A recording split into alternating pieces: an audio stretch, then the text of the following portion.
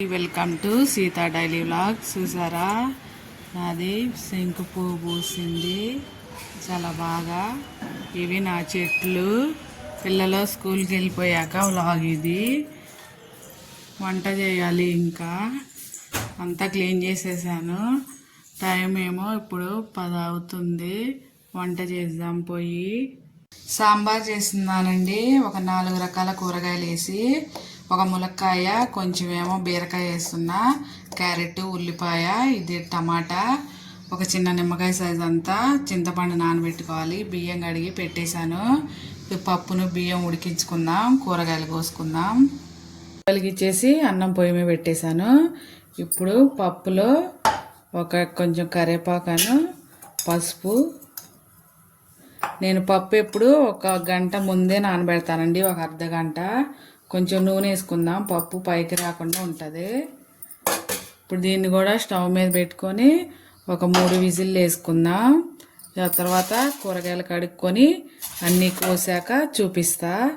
పప్పుని విజిల్ వేసుకుందాం, 3 విజిల్లు. అయిపోయింది విజిల్. స్టవ్ బంద్ చేశాను. అన్నం కూడా ఉడకబట్టింది.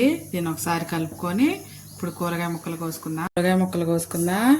ఒక ములక్కాడ వేస్తున్నా, ఒక క్యారెట్, కొంచెం ఏమో బీరకాయ ఉంది అది వేస్తున్నా, ఒక టమాటా, 4 బెండకాయలు, ఒక ఉల్లిపాయ, ఒకటేమో దోసకాయ ముక్క వేస్తున్నా. ఇవన్నీ ఇప్పుడు కట్ చేసుకుందాం.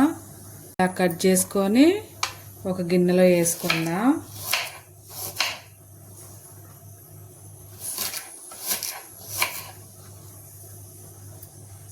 అన్నీ ఒక ప్లేట్లో పెట్టుకుంటే వేసుకోవడానికి బాగుంటుంది. అన్నీ కట్ చేసాక చూపిస్తా. కూరగాయ ముక్కలన్నీ ఇలా కట్ చేసుకొని పెట్టుకోవాలి. ఇప్పుడు స్టవ్ ఆన్ చేసుకొని గిన్నె పెట్టుకుందాం. స్టవ్ ఆన్ చేసి గిన్నె పెట్టా. ఇప్పుడు దీనిలో నూనె వేసుకుందాం. అటుపక్క అన్నం ఉడుకుతుంది.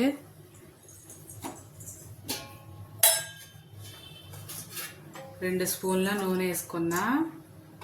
నూనె వేసుకొని వేడవనిద్దాం.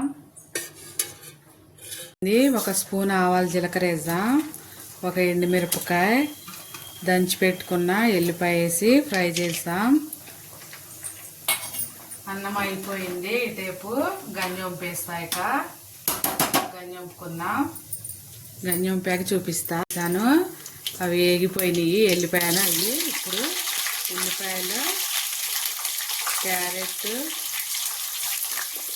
ఇంకా ములక్కాడ వేసుకొని కొంచెం సేపు ఫ్రై చేసుకున్నా. ఫ్రై అయ్యాక ఇందులో ఒక రెమ్మ కరివేపాకును, ఒక 1/2 స్పూన్ ఇంగువ వేస్తున్నా. ఇంగువ వేసి ఒక 2 నిమిషాలు ఫ్రై చేశాక మిగిలిన ముక్కలు కూడా వేద్దాం. అయిపోయాక ఇప్పుడు మిగిలిన కూరగాయ ముక్కలన్నీ వేసేసుకుందాం. వేసేసుకొని ఒక స్పూను ఉప్పు వేసుకుంటే తొందరగా ఫ్రై మగ్గిపోతే. ఒక 2 నిమిషాలు మూత పెట్టి మగ్గిద్దాం మీడియం ఫ్లేమ్లో. అన్నం అయిపోయింది. స్టవ్ ఆఫ్ వేస్తున్నా. ఇప్పుడు మూత తీసుకొని దీంట్లో ఒక 1/2 స్పూన్ పసుపు, ఒక స్పూన్ కారం వేసి ఒక 2 నిమిషాలు ఫ్రై చేసుకున్నా. కారం వేగిపోయింది. ఇప్పుడు ఇందులో 1 కప్పు చింతపండు పులుసు పోసుకుంటున్నా. ఉప్పు, కారాలు, పులుపు మీ టేస్ట్ తగ్గట్టు వేసుకోండి.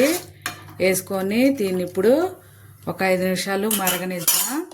ఇంకో గ్లాసు నీళ్లు పోసుకుందాం. ముక్కలు ఉడకాలి కాబట్టి. ఒక 5 నిమిషాలు మీడియం ఫ్లేమ్ మీద ఉడికించుకున్న తర్వాత అప్పుడు ఉడకబెట్టుకున్న పప్పు కలుపుదాం. ఇప్పుడు మూత పెట్టి ఉడికించుకుందాం. మూత తీసి చూద్దాం. చూసారా, అలా ఉడుకుతుంది కదా. అలా ఉడికేటప్పుడు ఉడకబెట్టుకున్న పప్పు ఉంది కదా, అది ఇందులో పోసేసుకుందాం. ఉడకబెట్టిన పప్పు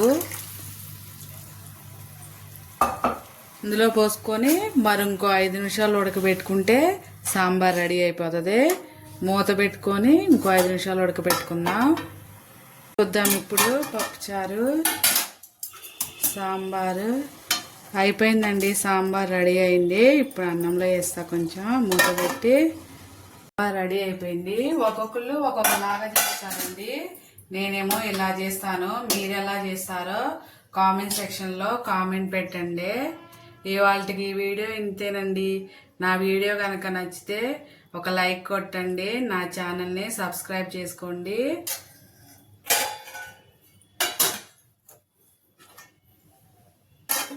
మూతేసి కలుపుకొని తిందాం. మంచి వాసన వస్తుంది భలేగా. చాలా బాగుందండి. వేడి వేడి అన్నంలో వేడి వేడి సాంబార్ బాగుంది. మీరు కూడా ఒకసారి ట్రై చేయండి. ఉంటానండి. బాయ్.